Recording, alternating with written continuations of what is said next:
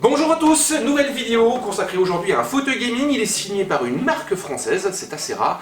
Elle se nomme Auraxi, ça a été lancé il y a quelques jours. Il y a deux gammes, la gamme TK et MX. Il s'agit du MX 800 en version noire et rouge. Et ce que je vous propose au niveau de la vidéo, c'est qu'on fasse un petit tour d'horizon de ses caractéristiques et ensuite qu'on attaque sa phase de montage puisqu'il est livré en kit. Le carton pèse son poids et comme on va le voir, le siège vise le haut de gamme. La tarification est en conséquence 379,90 €. Donc tour d'horizon de ce fauteuil gaming MX 800 et c'est signé Auraxi. Donc ce siège, ce fauteuil gaming MX 800 est livré en kit, comme vous avez pu le voir au niveau de l'introduction, gros carton, ça pèse son poids, un peu plus de 25 kg. On va retrouver donc différents éléments à monter. Il y a une documentation assez succincte avec un ensemble de 6 images. Au niveau du montage, c'est plutôt classique et rien de très compliqué. On va retrouver donc en premier la base, composée, donc c'est une étoile de 5 branches. Il va falloir qu'on installe le système de roulettes, ensuite qu'on mette en place le vérin, sans oublier son petit cache, donc ici c'est en plastique, afin d'améliorer l'esthétisme global du siège. Donc ici tout se fait à la main, la roulette la voici, petit emplacement, on a ici un petit segment à faire rentrer dans le réplice, il suffit simplement de pousser, voilà, en voilà une, en voilà deux, voilà, en voilà trois, en voilà quatre, et la dernière. Donc le vérin non plus, rien de très compliqué. N'oubliez pas les petits caches, il y a un sens. Je mets mon vérin au niveau de l'axe central, je le laisse simplement tomber et tout est prêt. Maintenant on va s'attaquer à l'assise et au dossier. Donc on s'attaque maintenant à la réception du vérin. Il y a cette énorme pièce à mettre en place. Faites bien attention à l'orientation. Alors c'est pas forcément explicite, il n'y a pas de système de flèche. Alors il y a quand même au niveau de la documentation ici un petit dessin qui vous permet de savoir dans quel sens c'est mis. Sinon par logique, la pièce ici qui vous permet un certain réglage est positionnée vers l'avant du siège. Et donc du coup, le trou qui va accueillir le vérin est à positionner du côté dossier. Le constructeur a eu la bonne idée de préparer la visserie. Donc du coup, il n'y a pas besoin de la chercher au niveau du bundle. Il y a 4 vis à enlever. Et en plus, on récupère ici une petite clé Allen qui va nous permettre de serrer tout ça. Donc 4 vis à enlever.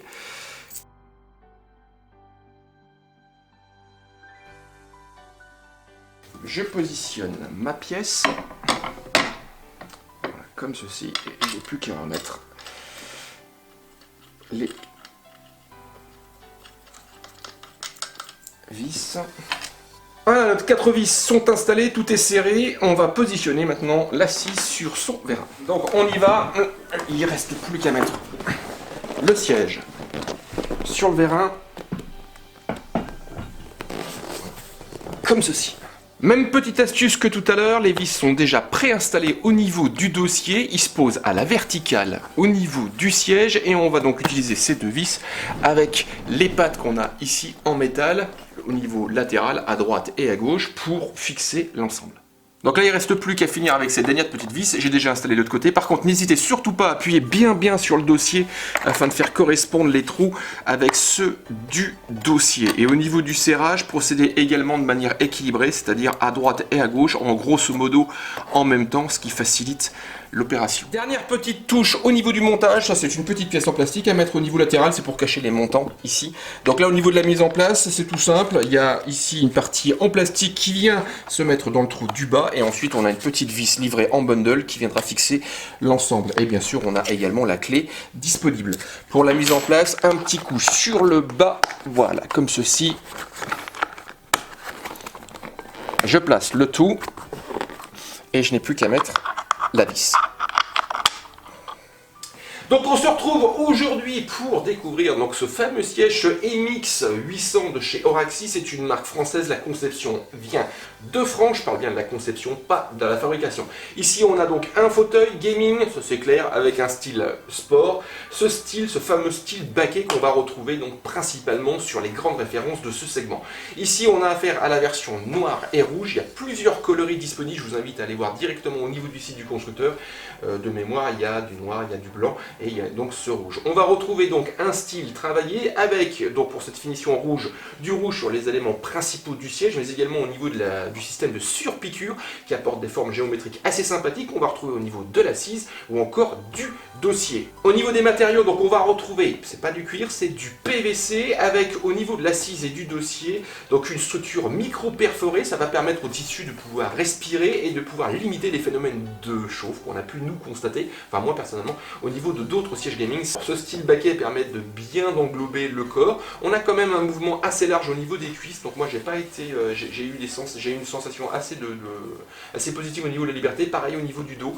Donc là on n'est quand même pas complètement coincé dans le siège. Le siège est livré, donc là je vous en ai enlevé un, donc avec deux petits coussins, un pour qui va s'attaquer donc au lombaire et le deuxième qui va s'attaquer à la nuque. Ils reprennent bien sûr ce design noir et rouge et toujours pareil le même matériau. On retrouve de manière générale au niveau du siège vraiment un design travaillé et surtout une finition où il n'y a pas grand chose à redire. J'aurais peut-être juste deux petites remarques, j'en parlerai à la fin, mais de manière générale c'est vraiment travaillé et en plus le siège en lui-même pèse son poids puisque le constructeur a choisi donc un châssis en acier avec une base qui va accueillir donc un système de roulettes, il y en a 5, une base en étoile, en aluminium.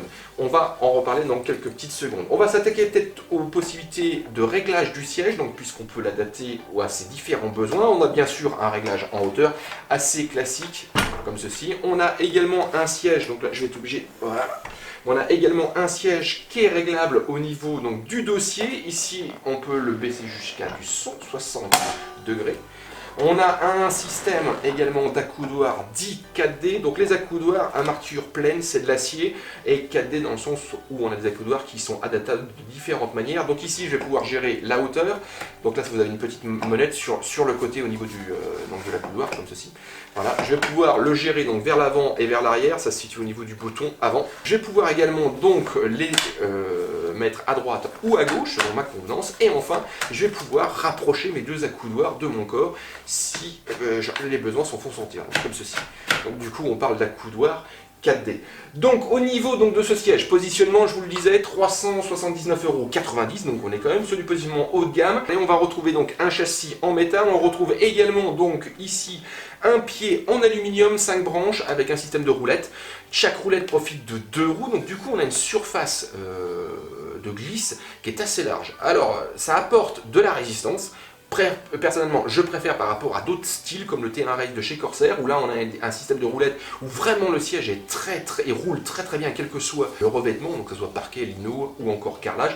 Ici on a une résistance un peu plus accrue et personnellement je préfère, mais ça c'est pareil, tout dépend des goûts de chacun. Vous voyez, il a quand même pas du tout de problème pour se mouvoir. On retrouve donc également, donc je vous le parlais, donc d'un châssis en acier. On a également 3 renforts en métal au niveau de l'assise. Il est garanti 5 ans, en plus un simple enregistrement au niveau du site vous permettra de bénéficier de 5 ans supplémentaires. Donc du coup le constructeur annonce 10 ans, ce qui est quand même un bon signe sur la durabilité de l'ensemble. Côté cette fois-ci mousse, on est sur du 75 kg au mètre cube, c'est assez dur, donc là tout dépend, pareil encore une fois, des goûts de chacun. Moi j'aime bien, on est bien assis, c'est ferme et c'est correct.